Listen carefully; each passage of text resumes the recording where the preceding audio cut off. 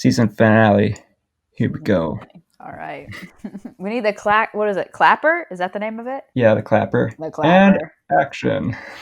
There it goes. Headed in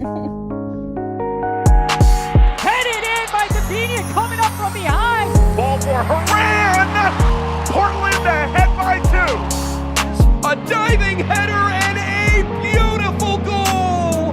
Nagasato! 2-0! You're listening to the Her Football Hub podcast, covering the world of women's football. Welcome back to another edition of the Her Football Hub Stateside podcast.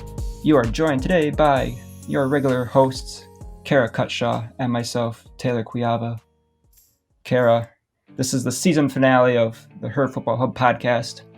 We've done this now over a year, including the WSL, the Conti Cup, and our stateside coverage.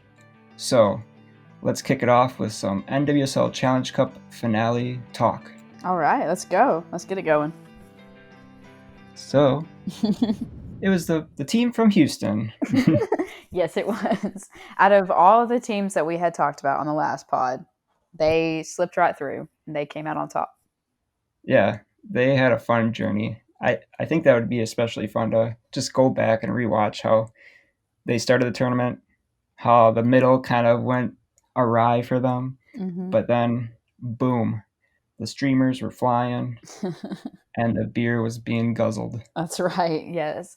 Yeah, definitely just seeing their journey has been phenomenal, honestly, because like we had talked about in the last pod that their past few games was a little interesting. We thought they might have crashed, but then they took off when it really meant the most. And honestly, in this kind of cup style, you needed to have that mentality, try and get through the first kind of stage matches, those preliminary rounds. And then when you got to those quarterfinals, since everybody was advancing, like that's when you really need to have everything nailed down, all mentality forward. And that's exactly what they did. They held it down. Yeah, and I think that is like an attribute to the style because when you do talk about teams, especially like in European football, when they do have both league and tournament plays more regularly, there's a lot of talk of like how a team is more set up for tournament play compared to league play. So that's why you see like a team like go through, do great in a tournament, but they don't necessarily do well in the league. And I think that might be Houston, or it also just might be Houston like showing us really what they're made of and they're ready to go in the league as well. Right, yeah, because this was only just a snippet of what we really could see just for this cup, but also leading forward into the next season.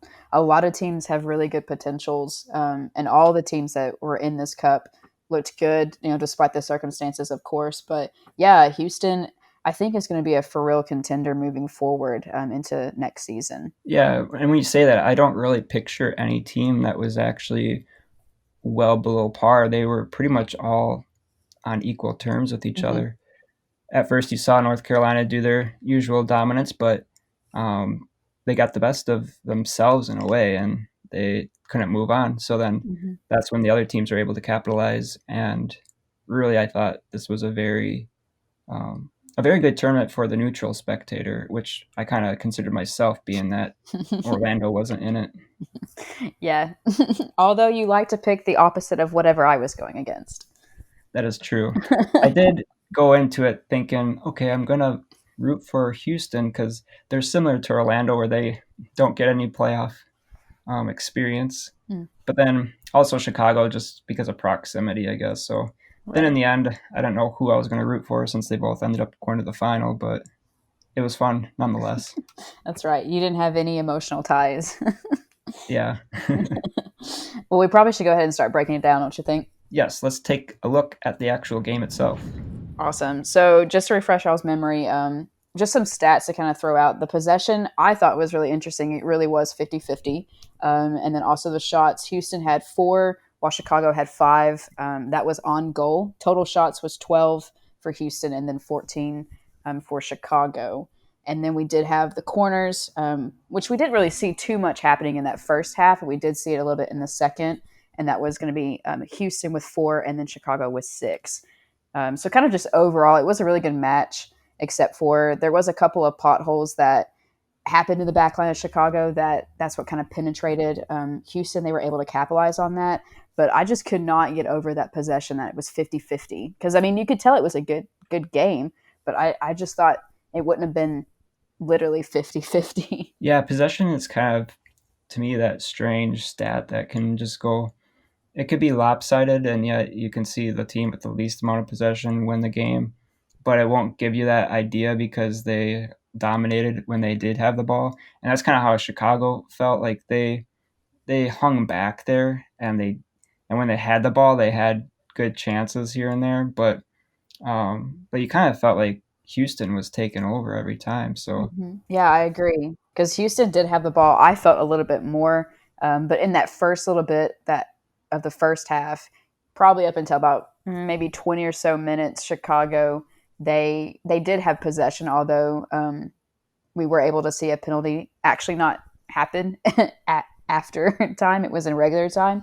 So it did make Houston go up in that first half. But just 20 minutes, like it looked like Chicago really was having that possession, had more of that. But then there were still a lot of different opportunities that happened for Houston to kind of just slip through. And that's what I think ultimately was one of the downfalls that happened for Chicago. Really, like after that penalty happened and Chicago conceded, they did look decent though after that. Mm-hmm. I was thinking, like, if they can just build this momentum and if their front line can just get together, then something could happen. But in a way, I'll kind of highlight this later, but it seemed like it was just Savannah McCaskill that was trying to be a one-man army up front, and no one was assisting her at all. So they would build up from the back and then lose the ball, and Houston would then show their dominance.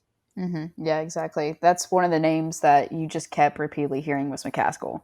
You would hear Rachel Hill a little bit, but it was definitely McCaskill trying to create something for Chicago. So, yeah, I agree with you. It did kind of feel like she was putting in a little bit more effort, but it was like that one-man show up top. Yeah, and she is that kind of player that you do hear a lot of people rave about, and yet sometimes you might not exactly see it because she has such a strong presence off the ball that you might not be paying attention to that during the broadcasts. But then when she's on the ball too, she is just charging forward. She's on a mission and you can't stop her. But Houston did stop her because she didn't have any assistance out there. Yeah. Even like I thought Watt kind of disappeared. Her name was not spoken too much during the game. Right, yeah. There was definitely just interesting things that was transpiring during that game. And also one to highlight, when they first put out their starting roster, we saw Megan Oyster's name pop back up. And if you recall, in the quarterfinals, she went off with potential bruised and or broken ribs. So she actually left the bubble, but she popped back on the starting lineup. And I was like, wait, what? Yeah. So she's playing through that. And I remember on Twitter, I had seen like a lot of different like threads that was going on. Like, man, I wish I could play through that because I just sneezed and broke my rib or hurt my rib and I couldn't play, 90 or however many minutes she played. But kudos to her. Yeah, exactly.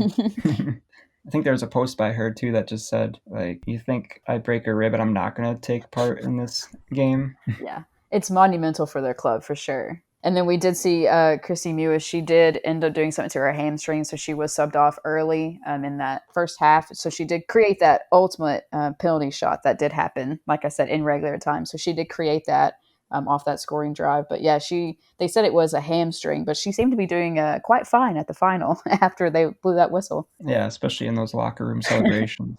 Yeah, I don't think her or Megan was feeling any pain. She probably felt it the next day. She's like, ooh. But it's okay. It was all worth it, right? Take one for the team. That's right. So some of the three things that I think kind of narrowed down that also Rachel Daly hit on when they had interviewed her after was grit, determination, and courage. So I think that really helped the team. That seemed to be a lot of consistency with those three words that was used with this team going through this cup.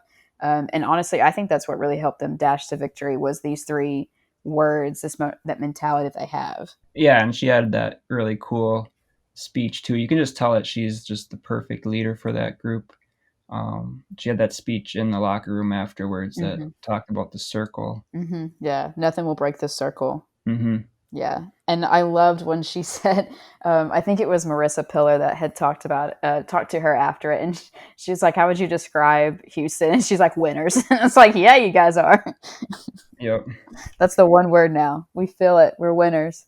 But it's true. Like, that's a new title for them because, like you had said coming in, like, they don't normally get to see this, playoff or final ever. Like, this was the first time in their club history. Yeah, exactly. So some of those players, even how many of them are veterans, like haven't been in that opportunity. So it's really good for all of them. Mm-hmm. Yeah. So Rachel Daly was one of the captains, and then we did have Jane Campbell as the other captain. I think that was spot on. Like, they led their team brilliantly. So it was good picks from the team and James Clarkson as well to have them be the leaders, because you could see that on and off the pitch that they were shining through. Yeah, definitely. It's also a good shout out for James Clarkson coming in and really boosting this team up. Because I think this is maybe like his second, maybe third season with the team. Like, he's still fairly new. But yeah, you can definitely see that they are moving forward with their program and building some sticks and stones, and they're moving in. Yep, they've got the steam to dash forward. Yes, they do. So the final score was 2-0. So it was that penalty that happened from Sophie Schmidt, and then we did have a goal from Shea Groom in the 91st minute, and that's when she just made an awesome connection with Rachel Daly. She was off, like, hanging out on that back line, and then she just sprinted off, got Alyssa Nair, and then boom, is in the goal. Yeah, right at the end there, they really showed why they deserve to be there by putting in that second goal that just killed the game away for Chicago. But that showed exactly what you saw in that first game against Utah before Utah came back. That Daly and Shea Groom connection. Absolutely, yeah. So that's how it ended, and that was a good way, because it did show that, yeah, I mean, it's just 1-0, but you're still able to make those connections, and you're still able to put forth all that effort, even after playing all this time. So you could just see the hunger that they really wanted to put this game away. They still were in it, and they wanted to get that trophy. Yeah, and do you think that scoreline reflects the game accurately? I do, honestly. And I think it just kind of echoes their whole journey, too. Because they, like we had talked about, like those little bumps that did kind of happen. But no, like I think it reflects, yeah. Yeah, I think it's a very good overall performance too, because it then also has the clean sheet on the other side of it. So that'll be good for Jane Campbell to kind of praise, like, I kept a clean sheet during a final. Yeah, absolutely. So I guess that's probably a good segue. We can talk about the NWSL awards that they had presented at that final match as well. Yeah, actually 3 of them were announced the day before, and that was the Golden Glove, the MVP, and the Future Legend. For the Golden Glove, that was Kaylin Sheridan from Canada, and she did great. I mean, she had like just that one bad game in the semifinals, and that's Right. really about it. But the quarterfinals, she was outstanding in the penalty shootout, and so she does deserve that. Besides Jane Campbell, I think she was the best of the tournament. Right. And then for MVP, that went to Rachel Daly. So that's kind of nice on the eve of the final to get that recognition. It probably boosts her confidence going into that final. Right, yeah. And then for Future Legend, we had Ashley Sanchez, and that's a good shout. I think we can expect to see a lot of great things from her moving forward. Yeah, because she put in a lot of effort in a lot of the games that she did play. So yeah, you can definitely expect to see her name probably for several more seasons. Yeah. And then the next day, after the final, we had the announcement of who the Golden Boot winner was. And kind of came to a surprise to me because I didn't know the exact rules on this that they were going to apply. But it makes sense because it's a shorter tournament. But that belonged to Rachel Daly, who did score 3 goals. She did have 2 assists. So Taylor, you know what that means, right? Yeah. Yeah, you get to join me in our lovely Golden Boot competition. So I kind of hope you've been working on some fitness, buddy. Nope. All right. Well, I can't wait to see that video then. It's going to be a 30-minute video. So just to refresh our listeners' memories, we did decide on the Golden Boot competition. I did pick Kristen Hamilton. And then Taylor picked Lynn Williams. So unfortunately, because of the assist, Lynn Williams, even though she did have 3 goals, she just didn't have 2 assists, and Rachel Daly did. So Taylor, you better get ready. Maybe we did say like who will score the most goals. You can't be changing the rules now. That's not it. It's all of it, buddy. It's all of it. Okay, fine. Moving from that, then we can talk about our own team of the tournament that Her Football Hub created. And of course, Rachel Daly leads the front on that because you can't leave out the MVP. But one person we did leave out was the Golden Glove winner. We did have Jane Campbell in there instead, but I think, like you and I discussed previously, Jane does belong in there. Mm-hmm.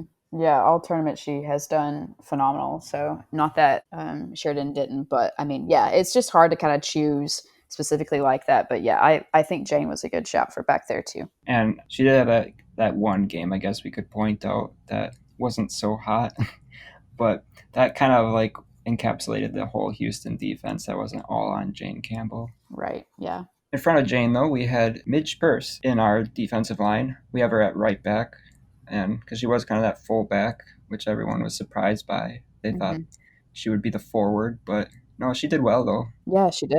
And it's kind of interesting. You see other players that kind of evolve in different positions, the main one being like Crystal Dunn, but I think we definitely will see a lot more from Midge Purse moving forward.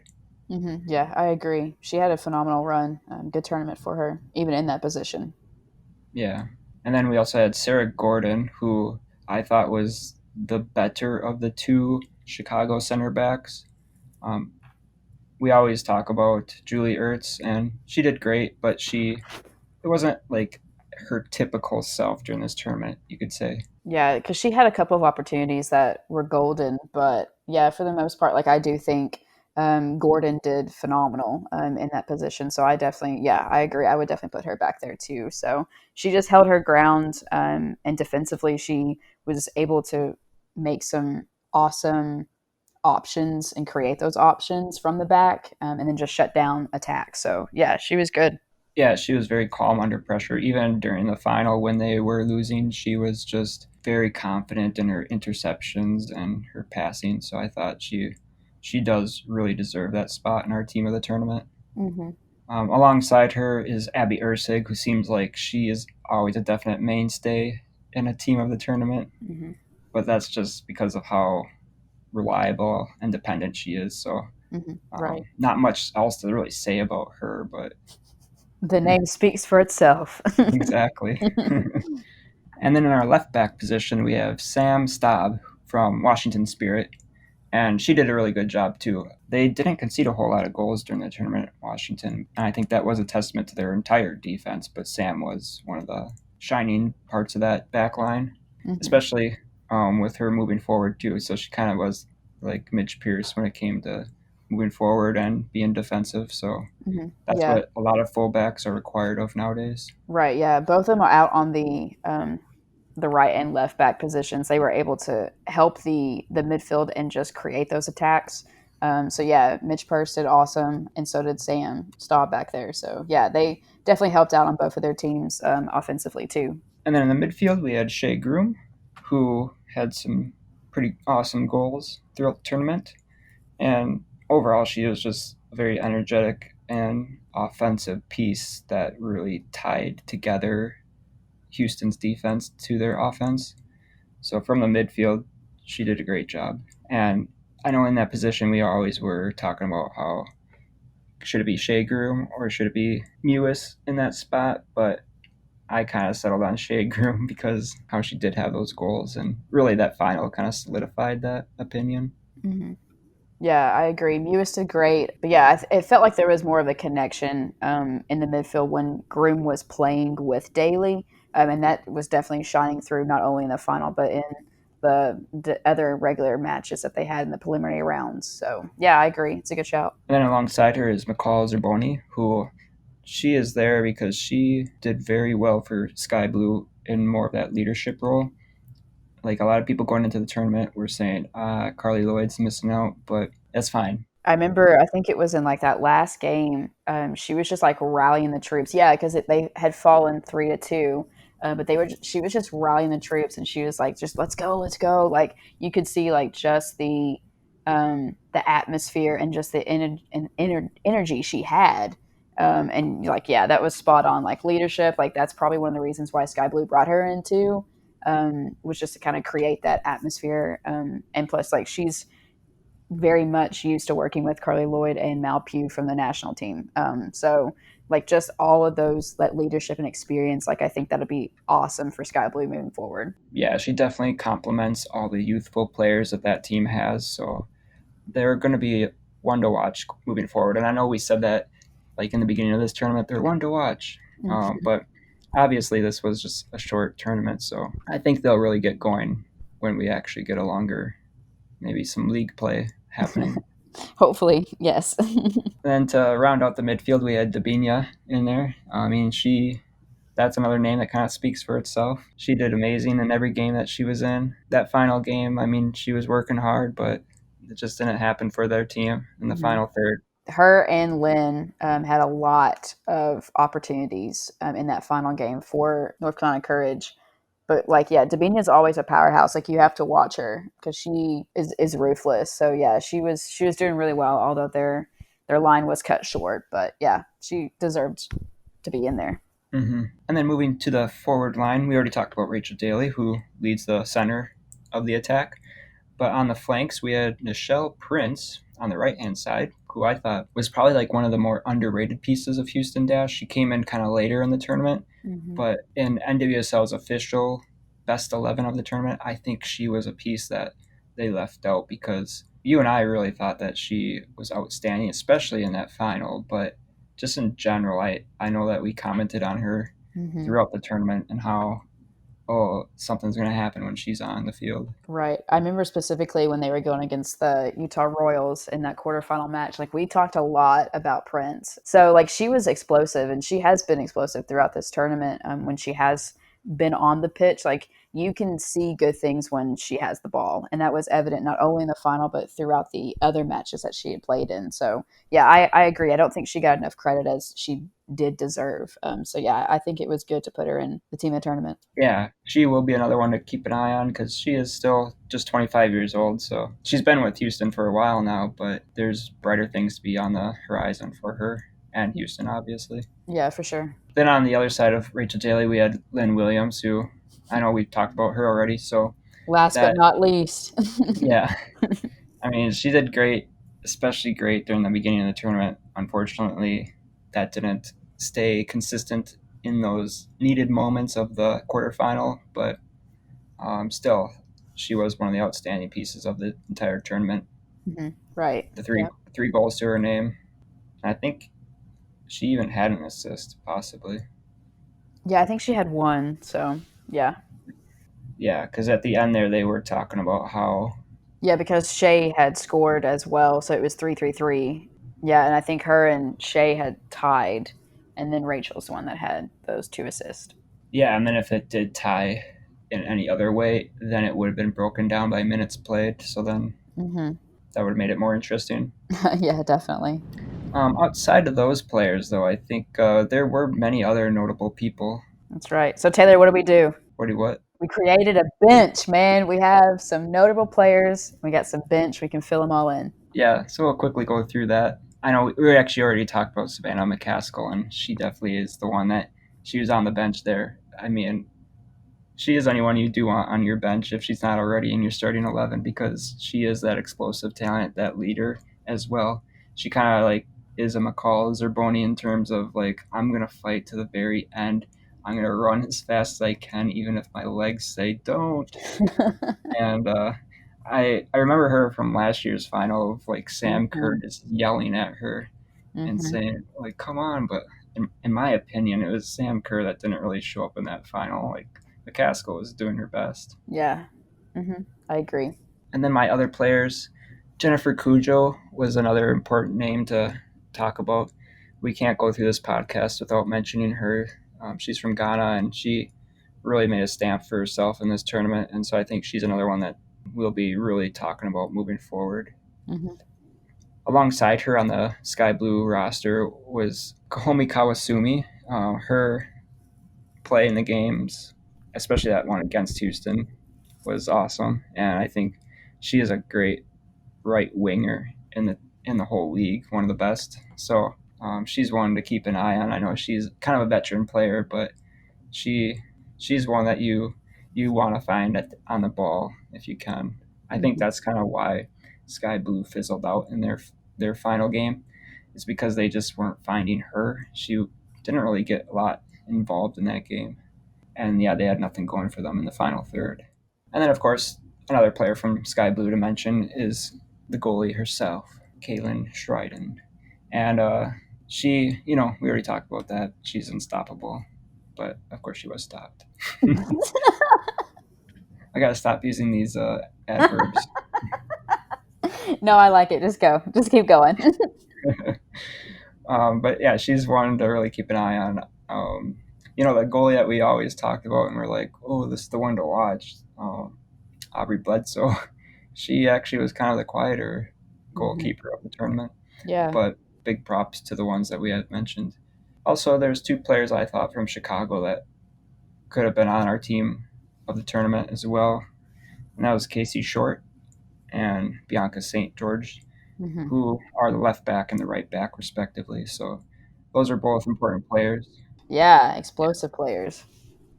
Casey Short, though, she didn't play in the final game, so she had a knock, I believe, that prevented her from moving on. Yeah, but both of those holding them back in the helping in the back, like they were doing good. I was really impressed by St. George, just the runs that she was making and just the ability to get forward. So yeah, definitely a name to be listening for. Definitely. And then to kind of finish out our bench, a couple of people that I like to highlight was definitely Kristen Ewis. We already kind of talked about her, that she was doing really good in the midfield there for Houston Dash. But she always tries to create opportunities. So that's definitely a name to just keep looking forward. I know she's been fighting a lot of injuries and just getting back with the national team. And that is one of the goals that she had and stated. So hopefully with this tournament, with Vlatko hanging around at the entire tournament as well, maybe she can come back into that. And hopefully, like we had stated earlier, that hamstring injury is just nothing serious. Yeah, exactly. And then we do have Bethany Balser from OL Reign out on the wings. So she was good. Like every time they had her in, she was able to find the ball and put it in good placements, either with her head or distribute a good pass so it could get in the goal.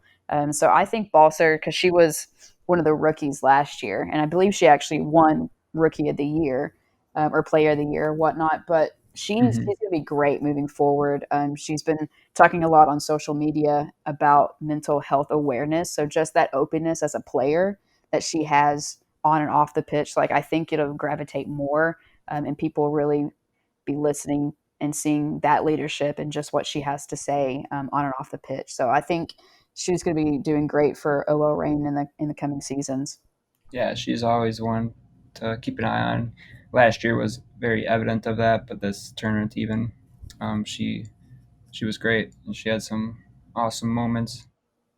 Yeah, and then we'll go back to the back line there. We've got Elizabeth Ball from Utah Royals as right back. She did play predominantly a lot during this tournament. And you could just see every time that Ball had the ball, she was doing amazing things, creating those runs, being that support, and just pushing that attack forward.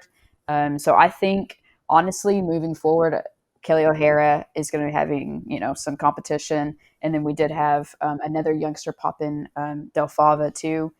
So just those new faces that the Royals had. But Elizabeth Ball, she did fantastic moving forward and just holding it down in the back. It's a testament to the depth that every team kind of has and is starting to build even better upon each year. Yeah, and then to finish the bench, we do have Rachel Corsi from Utah Royals as well. And she was definitely the head back there because they were running a 3 in the back, which we hadn't really seen that much at all during this tournament or even in the league. And that is very unusual for the Royals to play that formation. But Corsi in the back, she literally was like the captain back there. She was running very much the high press, but just working everything back there was fantastic. So I give big shouts for her. Yeah, when looking at a lot of these teams, there were a lot of different formations utilized, and they were kind of flip-flopped and changed between each game too. So it's kind of cool to see which players are kind of a Swiss Army knife in terms of what position they can play. Yeah, for sure. So even if you're looking at our bench that we created, or even the starting 11 of our team of the tournament, you can see the different teams and players represented. And like we had stated, like this is just a small portion the cup showed. So even if we did have regular season play, I'm sure we would have tweaked a little bit, or maybe flipped the whole thing. I don't know, but this is just something that moving forward, these names really stuck out to us, and we think in the coming seasons will be very good potential stars to help boost their teams move forward. So kind of wrapping up our entire tournament, the NWSL actually broke a record on CBS with more than 653,000 viewers watching that final match. Say what? Yeah. It certainly does help that it was on national television, not a streaming service. See what happens when you put women on TV. Yeah. Smashing records. That's what happens. And I mean, like, let's just keep doing it. And that doesn't even factor into what happened on Twitch for international viewers. So there was a lot more people tuning in than that number suggests. Yeah, and it definitely shattered the record that was set from last year's championship that was on the air too. So it's amazing how fast this league is growing. And then just get more women's sports on TV. See what happens. Mm-hmm. Yeah, the WNBA also has been having a good time too. So I think kind of like having that unified mindset, things can be really looking up for many women's leagues in our country and around the globe. Speaking of growing the league and expansion and all that, we've had some more news about a new team coming to us, and that's Angel City FC, LA's new NWSL expansion side. So we can expect a venue and a new name coming all at the end of 2020. Yeah, we thought that we were only going to have one expansion this year. We weren't expecting this, so that'll make, is this 11 then? Is this going to be 11 teams? Yeah, LA is 11. LA is 11. Yeah, so we do have Angel City FC and then Racing Louisville. So I'm really excited for this new expansion. They do have a star-stunning lineup of board members, founders, and supporters that are already repping Angel City FC. So if you haven't seen that, definitely should check into that. We do have an article out on Her Football Hub if you've missed it. But one key note, founder, Natalie Portman, man. The princess herself. That's right. She is rallying all the troops. And then we do have, I believe it was 14 former women's national team players that have all joined forces and are really hitting hard with this. You can expect great things from this side moving forward. Yeah, and Portman had said, together we aim to build not only a winning team on the field, but also to develop a passionate, loyal fan base. And you can already see right now that that's growing. Their numbers on Instagram and Twitter, the interactions just on socials has definitely been gaining traction. And I'm sure moving forward into the latter part of this year when they do have that potential new name, I kind of wish they'd keep the name. I think it's cool. And that venue announced, that you can definitely probably have more people that are looking into that and just seeing what to expect. And then Louisville FC, Racing Louisville, they are starting the beginning of next year, so 2021, as we'll have Angel City coming in 2022. I'd actually think they should keep Angel City. They can go with that whole City of Angels Exactly. vibe. And Yeah, perfect. it's great. I think they should. They should just talk to us, Taylor, and just say, hey. They could even have Nicolas Cage be on their crest. Boom. There we go. In additional news, we have some transfer talk happening, and that's Rose Lavelle and Sam Mewis. Sam Mewis is actually confirmed to head across the pond to Manchester City, while Rose Lavelle is kind of in the talks. Yeah, I was very, very intrigued to see both their names be popped up on that transfer rumor mill, and then also to see SAMU is kind of lock it down. So yeah, it's going to be a big hit for them over in for Man City coming into the upcoming season. But yeah, it's going to be interesting to see them go over there and play across the pond. Yeah, and if it's just for a limited time, like a year or what, we'll see from that. But that's pretty important, even from in terms of like people leaving the league, the NWSL league, but also for the WSL bringing in some heavy hitters like those two.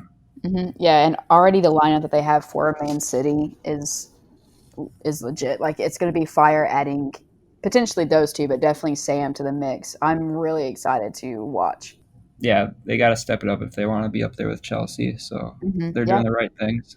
Yep, they definitely are. Gareth is making his way. Yeah, so expect to hear more of that kind of news as we enter August and approach both the conclusion of the Women's Champions League and the start of the Women's Super League. Well, that about wraps it up, Taylor. There's plenty of great things to look forward to, including the possibility of more NWSL action before this year ends. Yeah, and I would like to thank everyone who has tuned into our content over this past year. We certainly will be back with more podcast coverage, so keep your eyes peeled for Season 2 of Her Football Hub podcast. That's right. So in the meantime, this has been Kara from Tennessee. And Taylor from Wisconsin. And we'll catch y'all on the stateside. Stateside.